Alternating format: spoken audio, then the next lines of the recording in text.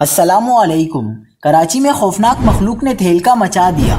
देवकामत छिपकली निकल आई, मकीनों में खौफ व हिरास, लोगों की चीख व पुकार। क्या आप हालात हाजरा से आगाही हासिल करना चाहते हैं? खबर के पीछे छुपे असल हकाइक जानना चाहते हैं? तो अभी सब्सक्राइब कीजिए जिलमिल पाकिस्तान को और साथ ही घंटी के निशान पर क्लिक कर दें। आपको बताते चलें कि कराची के इलाके लाइंस एरिया से देवकामत छिपकली निकल आई, जिसे रेस्क्यू एहलकारों ने पकड़ लिया। सोशल मीडिया पर छिपकली को रेस्क्यू किए जाने की वीडियो वायरल हो गई, जो लाइंस एरिया के कमिश्नर कंपाउंड की है, जहां मोहल्ले में एक बड़े साइज की छिपकली निकल आई और घरों की दीवारों पर दौड़ने लगी, जिससे इलाके में खौफ व हिरास फैल गया।